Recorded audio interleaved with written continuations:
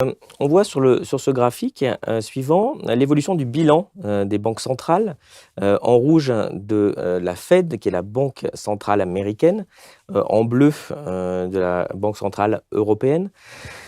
On voit aussi que leurs bilans ont été multipliés par 4, 5, 6, Oui, donc même c'est par assez plus. oui, Vous avez 8000, encore plus pour la Fed. 8000 contre 1000, ça fait 8 fois. Ça fait beaucoup quand même pour un bilan. Qu'est-ce que ça vous inspire sur l'évolution? On en a un peu parlé, hein, c'est lié à ce qu'on a dit précédemment finalement sur ces augmentations-là.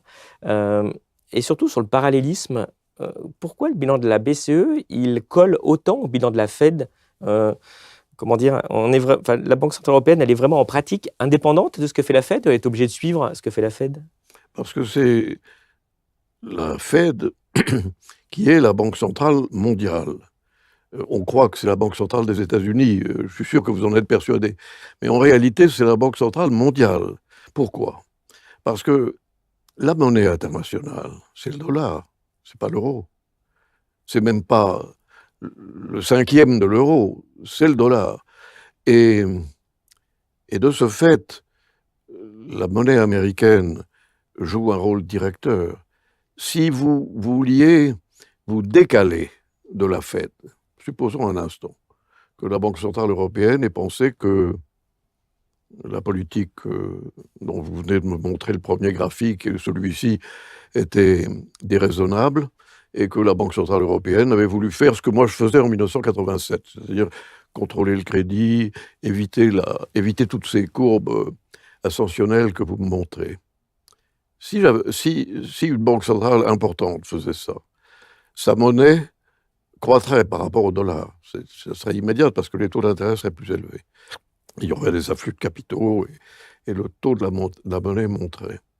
Mais si le taux de la monnaie monte en change, vous êtes gêné pour vos exportations. Et comme nous sommes dans un monde globalisé à base de mercantilisme, toutes les économies fonctionnent pour exporter et importer. Vous êtes très prudent et précautionneux à l'égard de toute politique monétaire qui pourrait entraîner une surévaluation de votre monnaie. Et donc, par un phénomène, si je puis dire, d'inertie, le dollar étant l'étalon de tout le système, il ne faut pas s'écarter trop de l'étalon.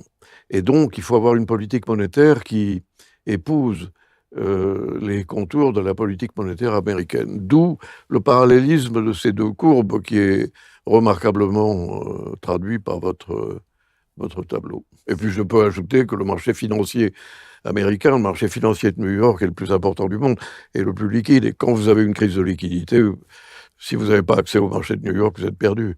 Donc laissons-nous croire, pour nous faire plaisir, que notre Banque centrale européenne est la Banque centrale de l'Europe, mais la vérité, c'est que la Banque centrale européenne, c'est la Fed, et qu'on limite.